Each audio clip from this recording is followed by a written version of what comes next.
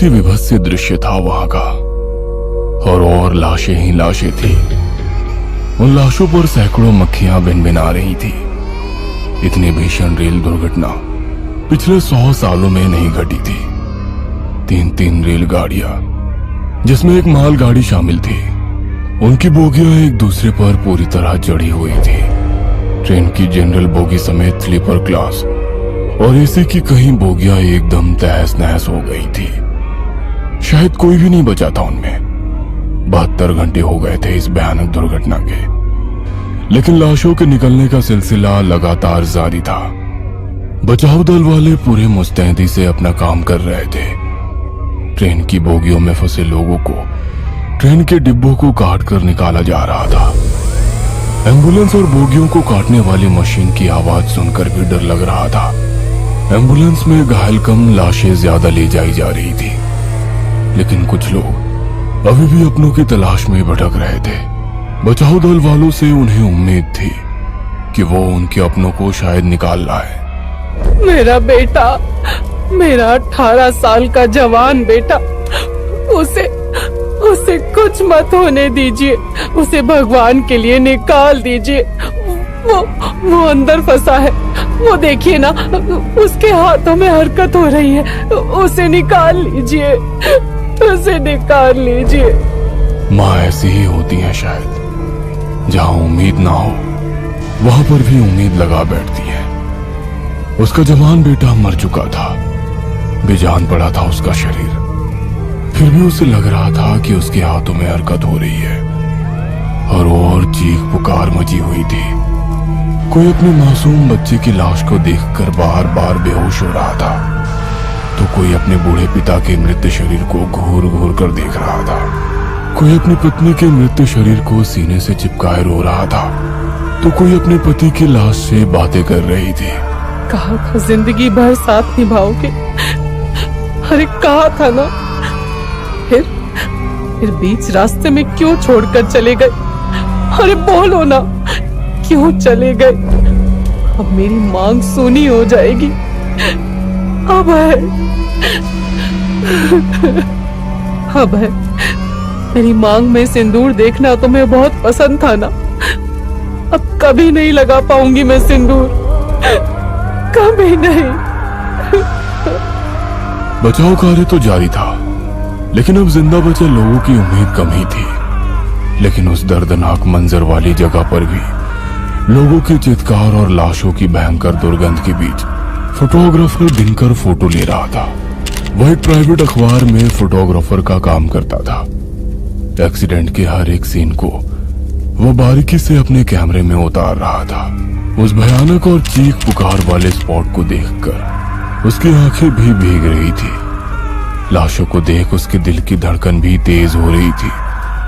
लेकिन उसे अपना काम करना था, क्योंकि उसी से तो उसका घर चलता था। उसने कई सारी फोटो खींची और सारी तस्वीरें ऐसी कि कोई साधारण इंसान उसे देखे तो खौफ उसके चेहरे पर साफ साफ दिख जाए। तस्वीरें खींचकर वो उन तस्वीरों को जूम करके भी देख रहा था कि ठीक आई है कि नहीं। ऐसे ही एक तस्वीर को जब वो जूम करके देख रहा था, तभी अचानक वह एकदम से डर गया। बड़ी ही भयानक लाश की तस्वीर थी वो।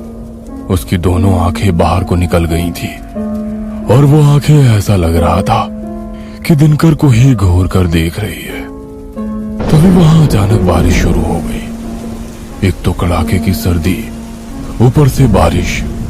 दिनकर का काम लगभग हो चुका था, इसलिए उसने अपनी बाइक स्टार्ट की और घर की ओर चल पड़ा।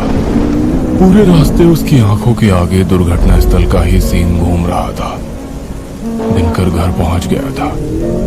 पिछले 2-3 घंटे से वो बहुत ही बिजी था। हर दिन लाशों की तस्वीर खींचना, उसे स्कैन करके ऑफिस ईमेल और पोस्ट दोनों करना उसका काम था। उस रात भी वो यही कर रहा था। रात के यही कोई 12:30 बज रहे थे। हर और खामोशी ही खामोशी छाई हुई थी।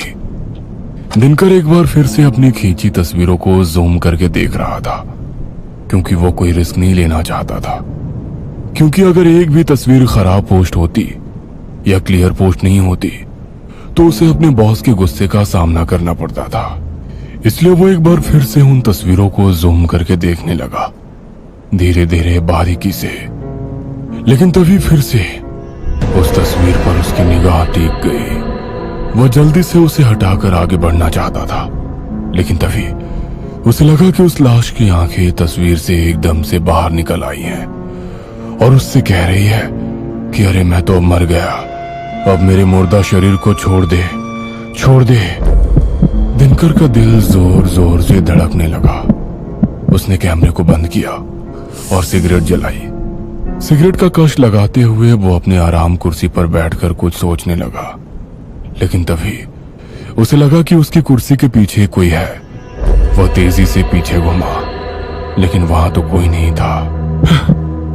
अरे यहां तो कोई नहीं है, फिर मुझे ऐसा क्यों लगा कि कोई मेरे पीछे खड़ा है। दिनकर अब पूरी तरह डर गया था। उसे ना तो उन तस्वीरों को देखने का मन कर रहा था और ना ही अपने कैमरे को, लेकिन तस्वीर तो उसे किसी भी शर्त पर अपने बॉस को भेजनी ही थी। उसने एक बार फिर से हिम्मत की और खींची गई उन तस्वीरों को, जिसकी उसने प्रिंट भी निकाल रखी थी, टेबल पर इकट्ठा करने लगा। लेकिन तभी अचानक उसके कमरे का बंद पंखा ना जाने कैसे ऑन हो गया। सारी तस्वीरें इधर उधर उड़ने लगी। अरे ये पंखा ये कैसे ऑन हो गया? इतनी सर्दी है यहाँ। उसने पंखे का स्विच ऑफ किया और बिखरी पड़ी सारी तस्वीरों को इकट्ठा किया और अपनी टेबल पर उसे रखा। उसके बाद एक एक कर फोटो वो धीरे धीरे स्कैन कर रहा था, लेकिन तभी फिर से उसके कमरे का पंखा ऑन हो गया और तस्वीरें फिर से उड़ने लगी। दिनकर को समझ नहीं आ रहा था कि आखिर हो क्या रहा है। वह पंखा ऑफ करने के लिए उठने ही वाला था कि तभी पंखा अपने आप बंद हो गया।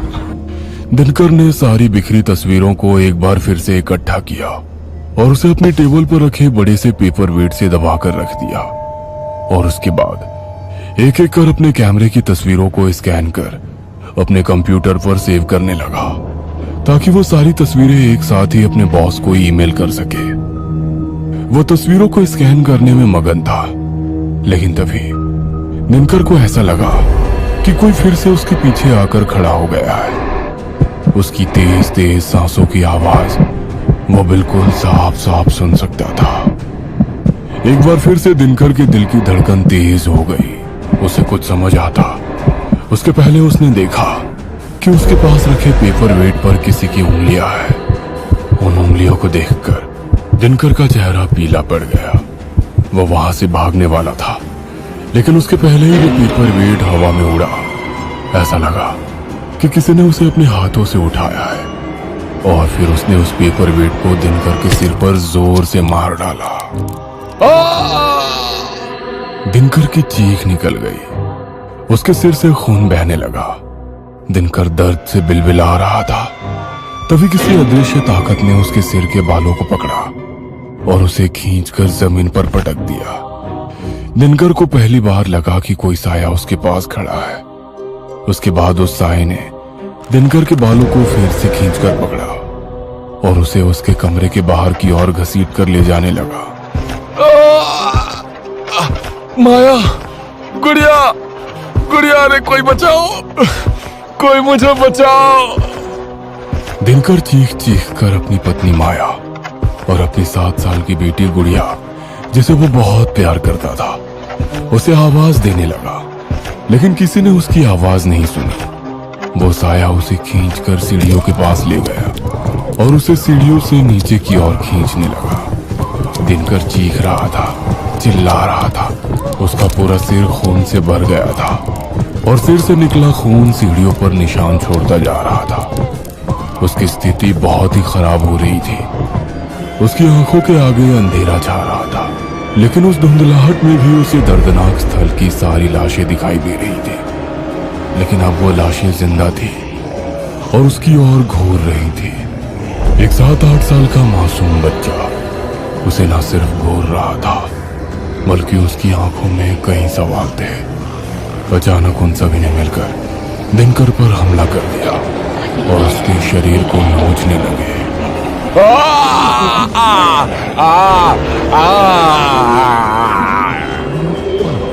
देखकर दर्द से करा उठा और फिर से उसने अपनी पूरी ताकत लगाई और जोर से चिल्ला।